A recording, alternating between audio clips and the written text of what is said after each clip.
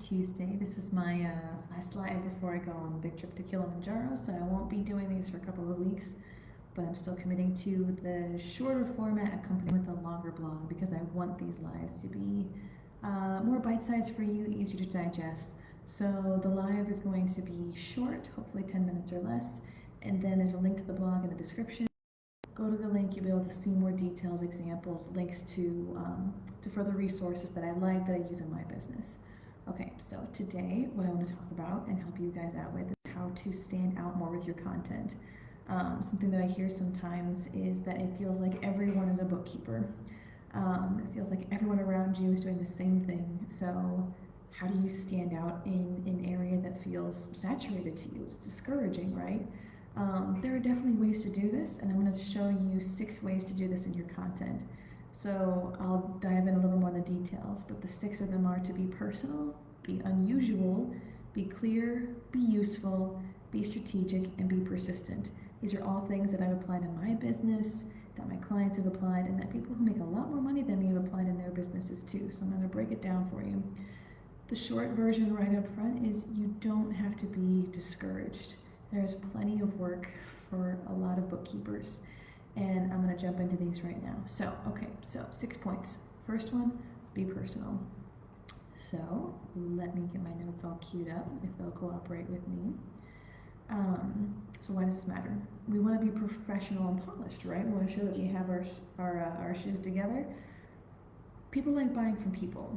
So you want to share about yourself because, again, that's a really good way to be unique.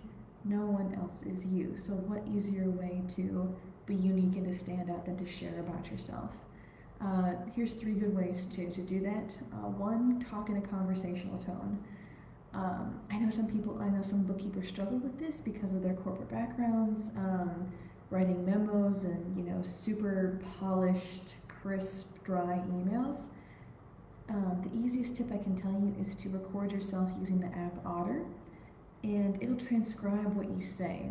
When you're talking, it will come out differently than when you write it on the paper. It's a really good way to make your content more conversational.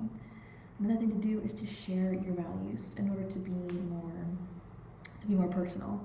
Now that seems like it's not professional. Why would you do that? However, here's the thing. For example, one of my best friends is very eco-conscious. She gets very excited to find new recycled products or lowering her carbon footprint, things like that. She's so excited and passionate about it that her energy comes out when she talks about it. And I want to hear it more. It makes me like her more. It makes me feel like I get to know her better. So when you talk about what you're passionate about, not only are you putting your best foot forward, when you share your values, you're also attracting the people who will want to work with you more. Maybe you're eco-conscious too, and if you talk about that, like in your engagement posts and things of that nature, you're going to trip other people who have that same value. They're like, oh, she's eco-conscious, because people are complex. They aren't just business owners, they're business owners with lives. And if you share your life, you'll be able to touch something in their life and create this resonance. And also to be personal, share your stories. Again, this is strategic.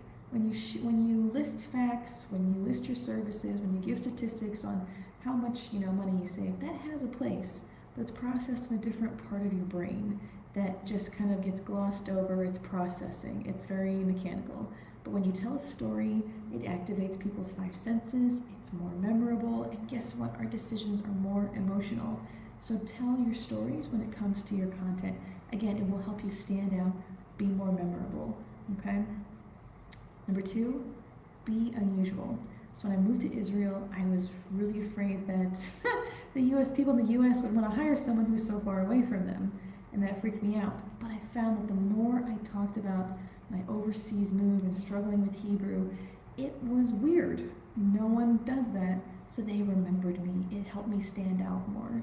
If you want to stand out, you gotta lean into your abnormalities. In a business sense, this looks like coming up with a USP, a unique selling point. Something that sets you apart. So for example, I have an easy one. I'm a content writer for bookkeepers with 10 years of previous bookkeeping experience. That helps set me apart. That makes me unique. Try and really come up with something like this, because if you can nail down a couple of them, it will really help pump up what sets you apart. So that's more on a professional level. Same with picking a niche. Again, my niche kind of walked into my life. My USP drew a straight line to my niche client. Some people want to be generalists, that's fine. If you feel like you're struggling, look back at the jobs you've had before, the life experiences you've had before. Maybe you used to work in a lot of nonprofits, so this is the way that you'd love to go. But keep in mind there's no perfect niche. But try and find something that's unique to you, that is relevant to your background, and find something you like. There's no perfect niche. For example, I know a bookkeeper who helps only artists. She makes $70K a year. I've had this conversation with her. I know other bookkeepers who pursued, money-making inventory holding companies, and they hate it. So there's no perfect niche. If you're struggling with this, trying to find something that sets you apart as far as what to focus on, pick something for 90 days, see how it goes. You can always change. Also, here's my favorite one in a personal thing. To be unusual, another unusual thing you can do is you flip a stereotype, right? So what are some stereotypes related to bookkeepers? They're boring, they're afraid of risk, they're always wearing a button-up shirt, right?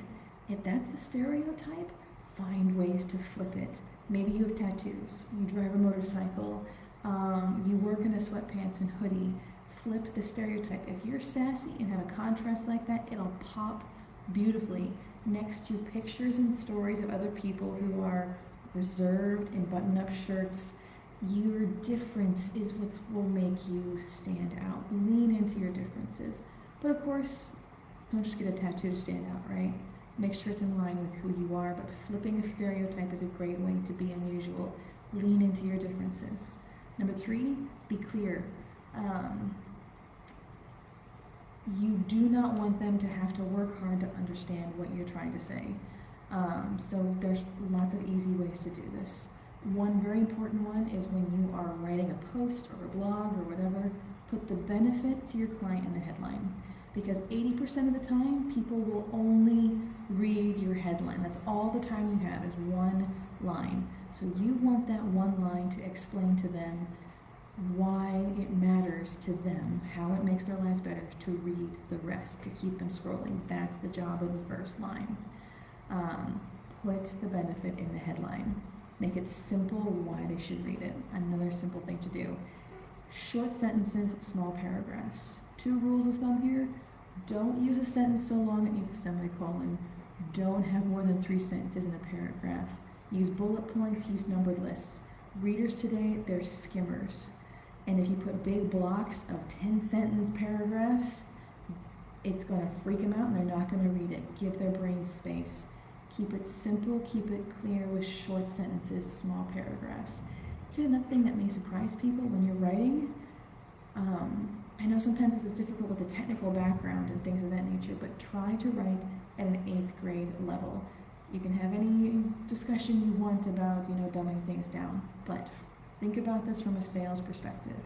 And also, when was the last time you read an academic article from beginning to end, right? Nope, word search, what am I needing here? Some people may have a twinge of imposter syndrome and feel like they need to use big words, technical words to sound important. But that's not how you win the hearts and trust of your clients. Talk simply to things. Be the person who's able to explain things to them. So, and in the blog, just so you know, there's tools out there to help make sure that you're writing it at that readable level and not using a whole lot of your jargon. Make it simple for them to understand. Don't make their brains work too hard to understand how you can help them and how to apply how you're helping them, okay? Write at an 8th grade level. Again, the Hemingway app, really good app if you're trying to improve the quality of writing. Number 4, be useful. Content marketing is a super effective tool. And there's a rule to it. It's 80-20. 80%, 8 out of 10 of your pieces of your content should help, educate, or entertain. This is the balance that I maintain in my content membership and when I write for my clients. You spend 80% of your time helping or entertaining, okay? That's how you earn the right to sell. If you sell on every post, you're gonna get tuned out like a commercial, right? You can't sell on every post. So if you want to stand out, you have to be useful. And there's parts to that. One of those parts is understanding your bookkeeping, or understanding your client and your bookkeeping. The needs and pain points of an e-commerce seller on Shopify and Etsy is way different than someone who has a 20-employee HVAC company, right? So remember, write your content like you're talking to one person, and make sure it's a person you get to know really well. Understand your client and talk to their specific problems. Get in their head. This is how you will be extra useful to them. Talk to their pain points. Also, just be a problem solver. Teach them how to solve their own problems. I know that sounds counterintuitive. Why would I teach them what I want them to hire me for? People want to DIY things, but time is at a premium. And they're going to get to a point, some of these people are going to get to a point where they're going to DIY your stuff, and then they're going to get sick of DIYing it. If they've been following your content and you've been teaching them how to solve the problems in their business, who are they going to be the first person to call to actually do it for them? They're going to call you. You have already proven yourself to be the problem solver, to understand how to give them solutions. So be a problem solver, understand what their problems are, and then solve them. Also be relevant. Okay, on the side, I paint and sell watercolor paintings, but you don't see me doing lives about watercolors on my business for writing, because I want to make sure that I am attracting and helping the people I want to hire me for this particular business. So make sure that when you're offering these solutions, make sure they're solutions relevant to your business. That's putting you in a field of authority in your business, so be relevant. So number 5, be strategic. Content's not a magic spell. There's a lot of things that go into attracting clients, closing clients, things of that nature. But there are definitely tried and true ways to be more strategic in what you write to help you save time and energy and get more sales. One of those strategies is use copywriting formulas. I have the link in the blog. There is a brilliant list of formulas that Buffer put out. Formulas like ADA, BAB, PP, PP. It's a skeleton. Guys, copywriters have been dealing with this problem, how to sell with content, for at least 100 years and more, depending on how you look at advertising. Find a tried and true copywriting formula. Start from there. You don't have to waste time starting from scratch. So save your time, save your energy, go find something that works and build off of it. Not only that, repurpose your content. There's no rule saying that you have to put one original Facebook post up just once and you can never use it again. Use it over and over. Repurpose your content. If you wonder how people are these other people are like on all the platforms all the time, they repurpose their content. For example, in my business, when I have a good post for Facebook, I shorten the text a little bit, share it over on LinkedIn, right? And then guess what? Give it a month or 3, I've got it queued up to share the exact same thing again. As long as it's not time dependent, like I'm not going to share a Christmas post in a month, something like that, you know what I mean? As long as it's like, evergreen, then I can share it again and again. Reuse your content, repurpose it. It saves you so much brain space. This is the strategy. This is how you become more present on more platforms. And a very important strategy for your content, always end with a good call to action, a good CTA. Never have your client guess what's next. Tell them what's next, provide the link, put the email, tell them the time frame. Email today, here's my address. Call this afternoon, here's my phone number. Click this button if it's on a website. Make it very clear. Don't make them guess, guide them. You're trying to get them deeper into a relationship with you. Show them the next step, give them stepping stones. Don't make them guess. Always end whatever content you have with a good CTA. And then lastly, be persistent. So here's the beautiful thing about your content and content marketing. Not only does it cost 62% less than traditional marketing, 62%, it's 1/3. It also generates 3 times as many leads. It's 1/3 of the price, and it's 3 times as effective. But here's the thing, it does not happen overnight. Social media can start getting you results in about 90 days. From a blog, it could be more like a year. And you have to be consistent for those 90 days in that year to see those results. So being persistent, being consistent is vital to get clients from your content. So not only does consistency build trust, because we're wired to, when we see or hear something repeatedly, we're wired, the research has proven it, to believe it more, right? So when you keep repeating, this is what I had, this is how I can help, this is what I have, this is how I can help, you keep showing up, you're building trust, and it's research has proven. Not only that, I need you to think of your content of like, more like losing weight or growing a garden. Now, you wouldn't go to the gym and get in the treadmill for 10 minutes and expect to come home and see 10 pounds off. It doesn't work that way, right? You kind of have to go through this thing. James Clear in Atomic Habits, he calls it the valley of disappointment, where in the beginning you have to do this consistent work every day without seeing much results. And it's really frustrating. You know, you plant a seed, you're not going to get tomatoes tomorrow. It takes consistent effort at the gym, in the garden. It's the same with social media. You have to keep posting for a while to show up enough for people to be ready to buy from you. So here's the rule of thumb. Stick with the strategy consistently for 90 days. That's it. Every day, stick with the content strategy for 90 days, 12 weeks. By then you should see, you know, for example, pounds fall off, plants grow, stuff like that. And if you don't, you can change tactics. And here's another thing to keep in mind, why the persistence matters. Only 3%, this is something Ryan Dowdy talks about, 3% of your clients are ready to buy at a given time. So this is why persistence matters. You have to keep talking about it until they're maybe ready to buy. I had a woman who followed me for 6 months without a single comment, and then she became a repeat client. Another woman, she asked me about my content membership 18 months ago. This week she finally signed up for it. This is what I mean. It's a slow burn, but it pays off, because when they were ready, I was ready. I didn't have to talk them into it. They got on board. They're recurring clients, and it's amazing. So, to sum up real quick, because I have gone over my goal, I am getting shorter though.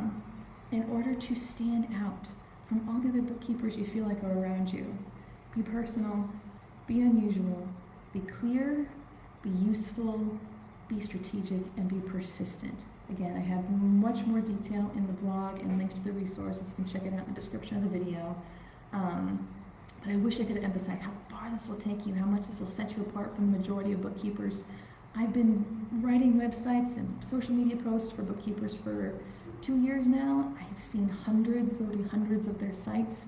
This will set you apart so far from your competition if you apply these consistently. Anyways, you guys know how I can help you. I've got the content membership, I've got lead magnet templates, I've got website writing services. I'd love to help you. But if not, make sure to apply these 6 tips. You can do them without me, and I really hope that you do, so you can get more clients and stand out from the competition. Anyways, I gotta go. In a couple days, I got a flight to Africa. So I'm gonna talk to you guys later. Take care. I'll see you guys in September. Bye.